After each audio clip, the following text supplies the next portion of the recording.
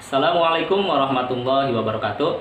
Perkenalkan, kami dari kelompok 1 terdiri dari saya Bambang Narasoma, kemudian saya ditemani oleh Sri Kandi SD plus Al-Fatwa, yaitu ada Ibu Ade Ismawati, Ibu Elsa Liswidiana, Ibu Teti Rohayati, dan Ibu Erna Rahayu.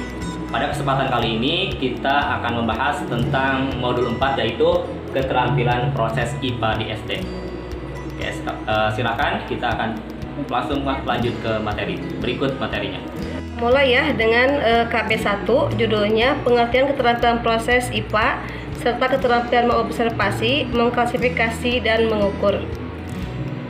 Yang pertama, pengertian. Menurut PAng 1979 menyampaikan bahwa ada beberapa macam pendekatan yang biasa digunakan dalam pembelajaran IPA, yaitu pendekatan yang menekankan fakta, menekankan pada konsep, dan menekankan pada proses. Pendekatan proses merupakan suatu pendekatan yang didasarkan pada pengujian dari apa yang biasa para ilmuwan lakukan. Proses yang terkait dengan pengujian tersebut dikenal dengan sebagai keterampilan proses. Keterampilan proses ini dianggap sangat penting untuk pembelajaran IPA. Wayne Harlan 1952 mengemukakan beberapa alasan untuk itu, yaitu 1. Pengubahan ide-ide ke arah yang lebih ilmiah dengan fenomena yang lebih cocok tergantung pada cara dan pengujian yang digunakan. Pengujian yang digunakan ini berhubungan erat dengan penggunaan keterampilan proses. Yang kedua, pengembangan pemahaman dalam IPA tergantung kepada kemampuan melakukan keterampilan proses dalam perilaku ilmiah. Yang ketiga, peranan keterampilan proses memiliki peranan besar dalam pengembangan konsep-konsep ilmiah. Selanjutnya, Semiawan dan kawan-kawan 1992 mengemukakan alasan karena 1. Adanya perkembangan ilmu pengetahuan yang sangat cepat membuat para guru tidak mungkin lagi untuk mengajarkan semua fakta dan konsep yang ada kepada para siswanya. Yang kedua, anak-anak akan lebih mudah memahami konsep-konsep yang rumit dan abstrak jika disertai contoh konkret. Yang ketiga, untuk menanamkan sifat ilmiah dan melatih melakukan penyelidikan ilmiah. Yang keempat, merupakan wahana yang tepat untuk pengembangan konsep dan pengembangan sikap serta nilai. Pengertian keterampilan proses dikaitkan dengan keterampilan fisik dan mental yang terkait dengan kemampuan-kemampuan yang mendasar yang dimiliki, dikuasai, dan diaplikasikan dalam suatu kegiatan ilmiah sehingga para ilmuwan berhasil menemukan sesuatu yang baru. Menurut Semiawan dan kawan-kawan tahun 1992. Menurut Esler dan Esler 1994 terdapat 8 keterampilan proses dasar dan 5 keterampilan proses terpadu. Keterampilan proses dasar meliputi keterampilan mengobservasi, mengklasifikasi, mengukur, mengkomunikasikan, menginferensiasi, memprediksi, mengenal hubungan ruang dan waktu, serta mengenal hubungan-hubungan angka. Keterampilan proses terpadu atau terintegrasi meliputi keterampilan memformulasikan hipotesis, menamai variabel, membuat definisi operasional, melakukan eksperimen, dan menginterpretasi data. Yang B, keterampilan mengobservasi. Mengobservasi merupakan keterampilan proses IPA yang paling dasar. Keterampilan mengobservasi merupakan keterampilan yang dikembangkan dengan menggunakan semua indera yang kita miliki atau alat bantu indera untuk mendapatkan informasi dan mengidentifikasi serta memberikan nama sifat-sifat atau karakteristik dari objek atau kejadian. Kegiatan yang dapat dilakukan yang berkaitan dengan mengobservasi misalnya menjelaskan sifat-sifat yang dimiliki oleh benda-benda, sistem-sistem, dan organisasi hidup. Sifat-sifat yang dimiliki ini dapat berupa tekstur, warna, bau, bentuk, ukuran, dan lain-lain. Alat yang perlu dipersiapkan yaitu lembar pengamatan. Contoh pembelajarannya, membedakan sifat atau karakteristik dari suatu objek. Bahan yang digunakan adalah buah-buahan yang mudah didapatkan. Alat yang dipersiapkan yaitu lembar pengamatan. Yang C, keterampilan mengklasifikasi. Merupakan keterampilan yang dikembangkan melalui latihan-latihan mengkategorikan benda-benda berdasarkan pada sifat-sifat benda tersebut. Klasifikasi berguna untuk melatih peserta didik menunjukkan persamaan, perbedaan, dan hubungan-hubungannya. Sebagai contoh, peserta didik mengklasifikasikan jenis-jenis hewan, tumbuhan. Alat yang dipersiapkan yaitu lembar pengamatan. Contoh pembelajarannya, mengklasifikasikan bahan yang digunakan bermacam-macam bentuk, warna, dan ukuran kancing serta bermacam-macam daun-daunan. Alat yang dipersiapkan yaitu peralatan tulis dan daftar isian. Yang D. Keterampilan mengukur. Keterampilan dalam mengukur memerlukan kemampuan untuk menggunakan alat ukur secara benar dan kemampuan untuk menerapkan cara penghitungan dengan menggunakan alat-alat ukur. Diawali dengan pemilihan alat ukur yang tepat untuk digunakan dalam mengukur suatu objek. Dapat diajarkan rata-rata dari beberapa kali pengukuran secara tepat. Contoh pembelajarannya yaitu mengukur panjang, bahan yang digunakan tali, benang, klip besar dan kecil, meteran, penggaris. Alat yang dipersiapkan yaitu peralatan tulis dan daftar isian. Selanjutnya kita akan membahas ke KB2, yaitu tentang keterampilan mengkomunikasikan, menginversi, memprediksi, mengenal hubungan ruang dan waktu, dan mengenal hubungan-hubungan angka. Yang pertama yang kita bahas adalah keterampilan mengkomunikasikan. Komunikasi di dalam keterampilan proses berarti menyampaikan pendapat hasil keterampilan proses lainnya, baik secara lisan maupun tulisan. Kemudian, dalam tulisan bisa berbentuk rangkuman, grafik, tabel, gambar, poster, dan sebagainya. Nah, keterampilan mengkomunikasikan ini diantaranya adalah sebagai berikut. Yang pertama, mengutarakan suatu gagasan. Yang kedua, menjelaskan penggunaan data hasil penginderaan atau memeriksa secara akurat suatu objek atau kejadian. Dan yang ketiga, mengubah data dalam bentuk tabel ke bentuk lainnya, misalnya grafik, peta secara akurat.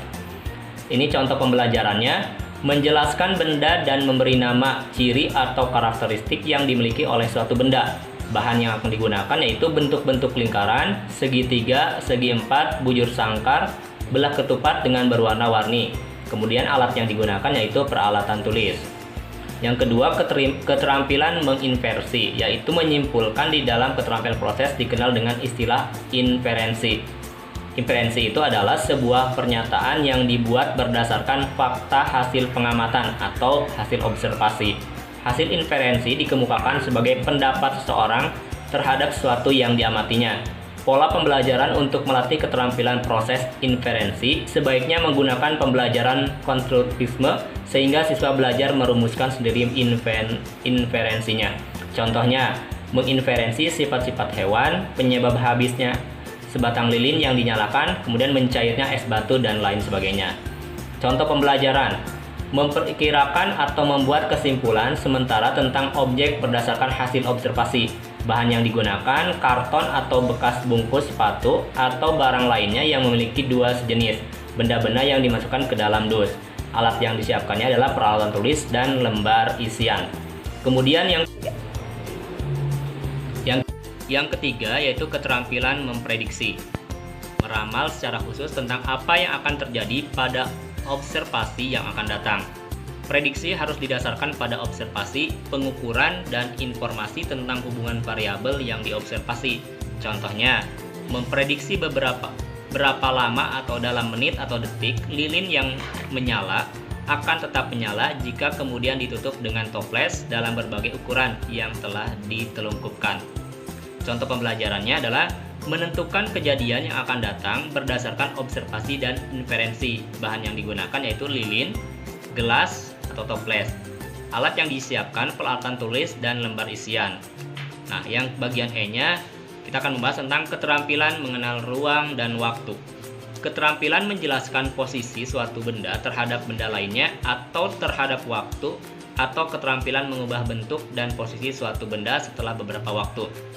Hubungan ruang-waktu merupakan keterampilan proses yang berkaitan dengan penjelasan hubungan-hubungan tentang ruang dan waktu beserta perubahan waktu. Keterampilan ini penting karena semua benda menempati tempat dalam suatu ruang pada waktu tertentu. Untuk membantu pengembangan pengertian siswa terhadap hubungan ruang-waktu, seorang guru dapat memberikan pelajaran tentang pengenalan dan persamaan bentuk-bentuk dua dimensi, seperti kubus, prisma, dan elips. Kemudian, seorang guru dapat menyuruh siswa menjelaskan posisinya terhadap sesuatu. Misalnya, seorang siswa dapat menyatakan bahwa ia berada di barisan ketiga, bangku kedua dari kiri gurunya. Kemudian yang keempat adalah keterampilan mengenal hubungan bilangan-bilangan.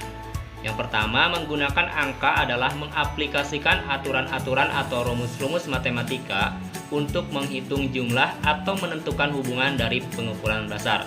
Kemudian, menggunakan bilangan merupakan salah satu kemampuan dasar pada keterampilan proses.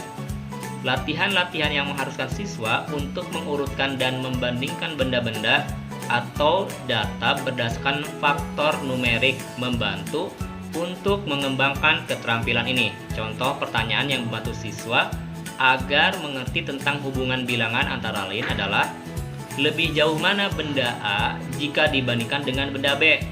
Kemudian berapa derajat suhu tersebut dari min 10 derajat Celcius ke min 20 derajat Celcius. Nah, selanjutnya nanti untuk KB3 akan dibahas. Untuk selanjutnya, pembahasannya adalah tentang KB3, yaitu keterampilan proses memformulasi hipotesis, mengontrol variabel, membuat definisi operasional, menginterpretasi data. A. Memformulasikan hipotesis. Memformulasikan hipotesis berkaitan erat dengan melakukan prediksi. Hipotesis adalah prediksi yang sangat khusus. Hipotesis meramalkan bagaimana suatu variabel akan mempengaruhi variabel lainnya. Pada umumnya, hipotesis terdiri dari dua variabel. Salah satu variabel dapat diubah oleh peneliti. Variabel yang dapat diubah disebut variabel manipulasi. Variabel lainnya diobservasi atau diukur untuk mengetahui sejauh mana variabel tersebut dapat dipengaruhi. Contoh, jika suhu air meningkat, maka jumlah oksigen yang terlarut di dalamnya akan menurun. Suhu air dan jumlah oksigen yang larut di dalam air adalah variabel.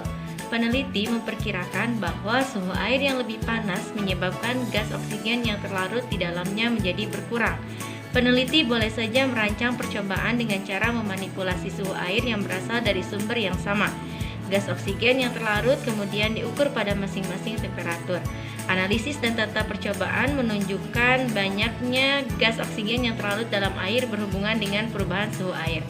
Bila kita lihat kembali bahwa contoh hipotesis di atas diformulasikan dalam bentuk jika, maka model hipotesis ini berguna untuk mengajar siswa tentang cara membuat hipotesis. B. Variabel. Variabel adalah faktor kondisi dan atau hubungan antara kejadian atau sistem. Dikenal ada 3 jenis variabel, yaitu variabel yang selalu berubah-ubah, disebut variabel bebas yang merupakan hasil dari variabel yang diubah-ubah. Kemudian responding variabel disebut variabel terikat, dan variabel yang dikontrol supaya tetap sama selama percobaan berlangsung. C. Definisi operasional. Metode untuk memberi definisi, mengukur atau mendeteksi adanya suatu variabel. Definisi ini harus menyatakan tindakan apa yang akan dilakukan dan pengamatan apa yang dicatat dari suatu eksperimen. Keterampilan ini merupakan keterampilan proses yang paling sulit untuk itu dilatihkan karena harus sering diulang-ulang. Contoh membedakan 3 buah definisi operasional untuk mengukur daya serap dari kertas tisu yang meliputi mencelupkan, mengangkat, dan menuang. Ada di halaman 4.67. D. Interpretasi data. Membuat hasil pengamatan atau observasi menjadi bermakna disebut interpretasi data. Interpretasi data dapat dilakukan dengan jalan membuat gambar atau grafik dari hasil pengamatan. Demikianlah presentasi dari kelompok 1, itu tentang keterampilan proses di modul 4. Semoga ada guna dan manfaatnya. Assalamualaikum warahmatullahi wabarakatuh.